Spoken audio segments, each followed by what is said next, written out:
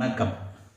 தமிழ் இலக்கணத்தில் ஒரு மாத்திரை அளவுள்ள எழுத்துக்களை குறில் என்றும், 2 மாத்திரை அளவுடைய எழுத்துக்களை நெடில் என்றும் வகைப்படுத்துவார்கள்.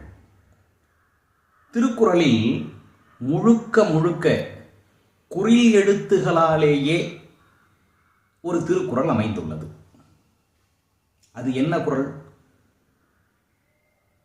திருவள்ளுவர் தன்னுடைய ஒட்டுமொத்த திருக்குறளில் ஒரு செய்திக்கு மிக அதிக முக்கியத்துவம் கொடுத்து அது குறித்து 50 திருக்குறள்களை எழுதியுள்ளார்.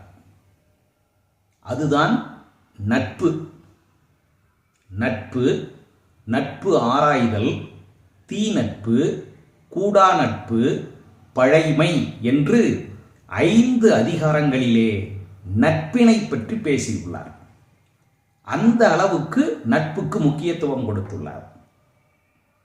நட்பு என்ற அதிகாரத்திலே 786வது குறளாக அமைந்துள்ள முகநக நட்பது நட்பன்று நெஞ்சத்து அகநக நட்பது நட்பு. இந்த குறளில்தான் அனைத்து எழுத்துகளும் குறில் எழுத்துகளாகவே அமைந்துள்ளன.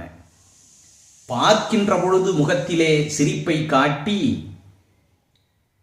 ஒருவரோடு மகிழ்ந்திருப்பது உண்மையான நட்பு ஆகாது. நம்முடைய செயல்களால் உள்ளமும் மகிழக்கூடிய வகையில் நட்பு பாராட்டுவதே உண்மையான நட்பாகும். அதுவே சிறந்த நட்பாகும் என்பது இக்குறளின் கருத்து. நன்றி, வணக்கம்.